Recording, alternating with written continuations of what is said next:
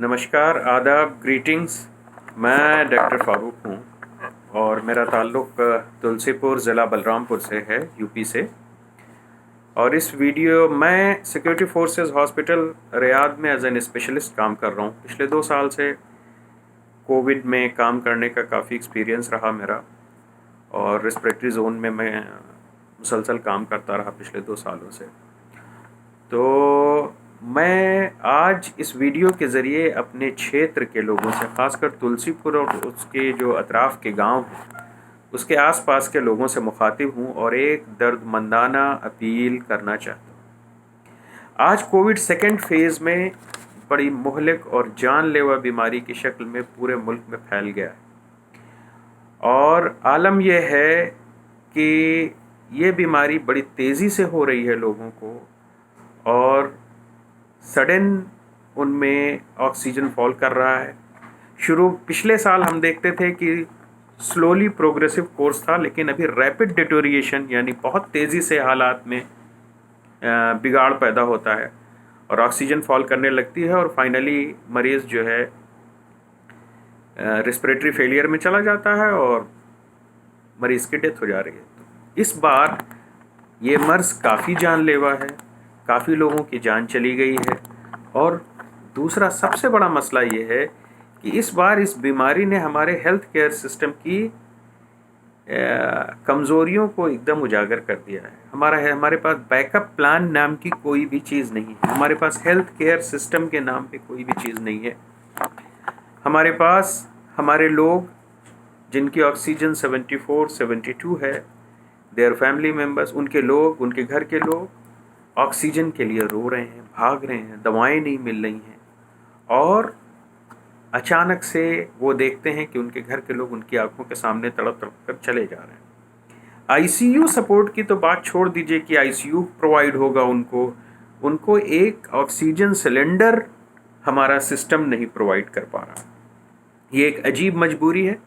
मुझे लगता है कि अगर किसी के घर में सडन किसी की डेथ हो जाए तो थोड़ी देर के बाद आदमी को सब्र आ जाता है, लेकिन इस बीमारी में घर के लोग अपने प्रियजनों को, अपने ख़ानदान के लोगों को घुट घुट कर सांस की तकलीफ़ में अपनी आंखों के सामने मरते हुए देखते हैं और ये एक बहुत ही पेनफुल सिचुएशन है। मैं पिछले 5 दिन से लोगों को ऑब्ज़र्व कर रहा हूँ, यहाँ पे इलाहाबाद में, लखनऊ में बहुत सारे लोगों को फॉलो कर रहा हूँ और सभी के साथ मोर और लेस यही सिचुएशन है कि वो ऑक्सीजन के लिए भाग रहे हैं, घर के कोने में पड़े हुए हैं।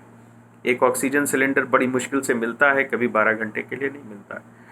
तो मेरे भाइयों, मेरे अजीज़ों, मैं आप लोगों से अपील करता हूँ, बड़ी दर्दमंदाना अपील है कि बचाव ही इसका एक इलाज है। एक बार आप इस बीमारी के चपेटे में आ गए तो फिर ये हमारा सिस्टम हमको इलाज नहीं प्रोवाइड कर पाएगा।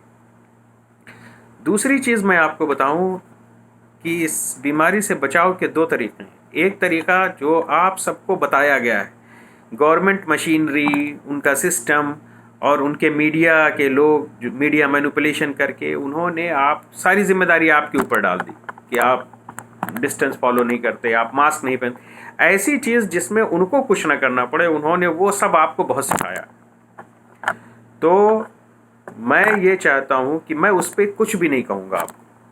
आपको वो सारी चीज़ें बहुत अच्छे से बताई गई हैं कि डिस्टेंस रखना है, सोशल डिस्टेंसिंग रखनी है, इतने लोग नहीं करना है, ऐसे नहीं करना है, एवरीथिंग। लेकिन जो सबसे बड़ा मसला अभी आ रहा है, एक ऐसी चीज़ जिससे इस बीमारी से बचा जा रहा है, उसके बारे में लोगों में अवेयरनेस बहुत कम है और वो है वैक्सीनेशन। मैं आप सभी लोगों से अपील कर रहा हूँ कि 18 साल से ऊपर के जितने लोग हैं, एटलीस्ट 1 डोज वैक्सीन की ज़रूर लें। वैक्सीन से क्या होगा कि उनके अंदर एक इम्यून रिस्पांस जनरेट होता है और उस इम्यून रिस्पांस की वजह से उनको बीमारी तो होगी, बीमारी से नहीं बच सकते वो, लेकिन उतनी सीवियर बीमारी नहीं होगी जिस सीवियर बीमारी से उनकी जान चली जाए।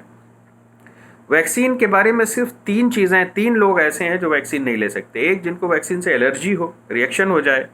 दूसरी जो प्रेग्नेंट हैं या लैक्टेटिंग, दूध पिलाने वाली औरतें हैं, उनमें थोड़ा सा अभी स्टडी नहीं है, तो उन लोगों के लिए अभी रिकमेंडेशन नहीं है। लेकिन बाकी 18 साल से जितने बड़े लोग हैं वो सारे के सारे वैक्सीन ले सकते हैं।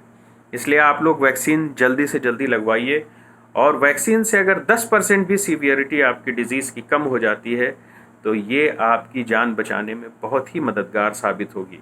वैक्सीन रोज़े में आप आराम से ले सकते हैं, तमाम फतवात हैं यहाँ अरब कंट्रीज़ में भी, वैक्सीन से रोज़ा नहीं टूटता। तो आप किसी भी टाइम अगर आपको मिलता है तो आप रोज़े की हालत में भी वैक्सीन ले सकते हैं, इसमें आपको कोई दिक्कत नहीं आएगी।